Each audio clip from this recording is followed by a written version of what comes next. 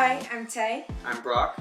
And in this video, we're going to tell you how we manage to keep these two happy while living on the road. Hi, I'm Schatzi. I'm Mila.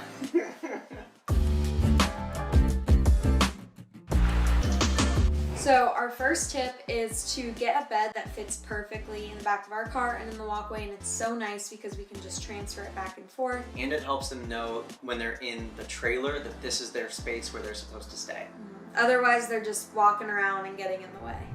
Tip number 2 is to get super long leashes. We have leashes from Wilder Dog that have a carabiner on each side, so we can fold the leashes up, make them shorter for when we're walking around the city, and we'll hook that to one part of the trailer, and then they have 10 feet to roam, so it's multi-purpose again. Tip number 3 is to get some sort of light up collar. We tried glow in the dark collars, those don't work super well. But on Amazon we found some little lights that you can basically attach to their collar, and we've used those. They work pretty well in most cases, except for when the dogs are like really far away or when they're running in a direction that their body blocks the light. Yeah, if they're facing away from you, it doesn't work out really well. The thing that works best is we found collars on Amazon that we use that have lights in them that you can turn on and off. They can also flash, and that seems to work the best. And then for Mila, her fur blocks that. So I think this winter we're gonna get something that's almost like a harness that lights up for her. And for Schatzi, we use the collar that has lights that go all the way around.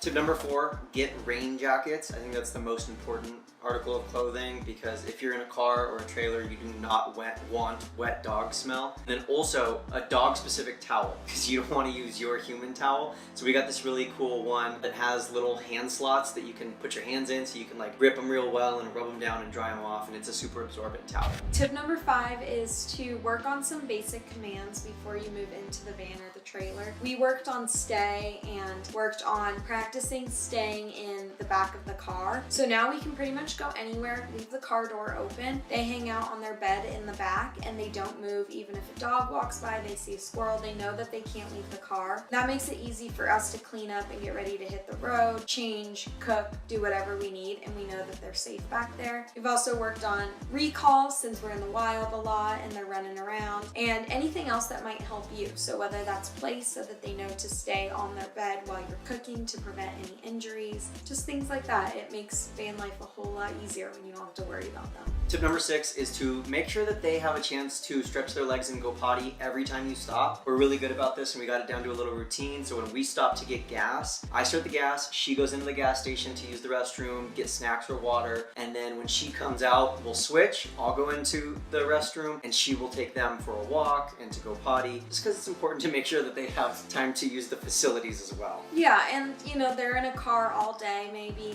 even just a few hours, but they don't know how much longer they have. They're not excited to go where they're going necessarily. So it's fun to let them stretch their legs, sniff, get a little bit of energy out. If you're trying to get your dog super tired before you hit the road, just let them sniff. Don't try and take them for a super long walk or anything. Sniffing uses so much brain power and is so much mental stimulation that 10 minutes of sniffing, I forget exactly how much it was, but it was like equal to an hour-long walk or something crazy like that. So on your pit stops, let them sniff for 5-10 minutes and they'll be very content the rest of the car ride. Tip number 7 is to bring a few of their favorite toys. Don't bring all of their toys. These two are spoiled and have like a million toys. Yeah, you're spoiled. We usually just bring like 2 to 4 toys with us, and we'll usually leave 1 or 2 in the trunk with them in case they get bored while they're back there. But bring their favorites and don't overdo it on the toys. Something you can also do is rotate the toys. So leave 2 out for them to play with and then keep 2 in a cabinet or something. Rotate them every month and they'll think they got a new toy. The next one is a mini vacuum. I would argue that this is the most important. Every morning and every night I vacuum the trailer. It takes 5 minutes total and it keeps the dust down a lot. When you're in a really confined space like that, it collects a lot easier. It helps keep the dust down so much, and it's honestly my favorite thing.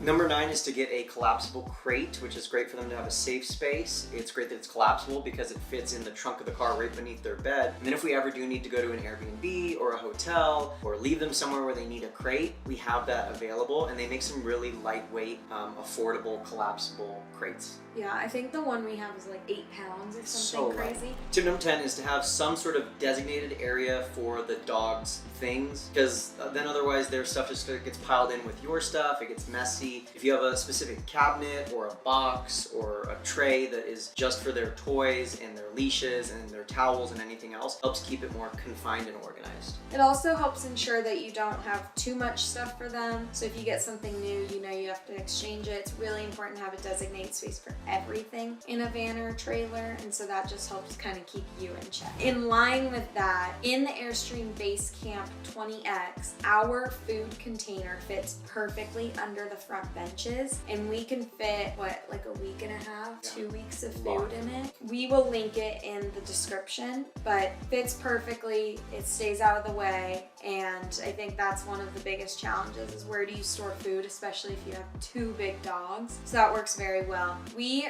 feed our girls a raw diet. That's not something that we can do on the road. We don't have a big enough freezer. So we feed them freeze-dried raw food. And that works really well. Ours is from Open Farm. We've tried a couple different brands. This is the one they get most excited about. All that to say, you can give your dog a very healthy diet and stay on the raw food regimen with freeze-dried raw and just add supplements. I will also say living with your dogs on the road is of course super fun and rewarding for you as the human, but it's such a good life for them. They get to explore so many new places and run around and smell new things, and sure, there are some times where they have long hours in the car, but there are also lots of times where if you're living at home, they're probably just laying around the living room all day, and so it's a really good life for them. And there's nothing more that they want than to just be with you. That's true. We'll be moving back into our trailer soon to be living in it almost full time this winter, so let us know down in the comments if you have any questions about the Basecamp 20X. Don't forget to subscribe. Thank you so much for watching.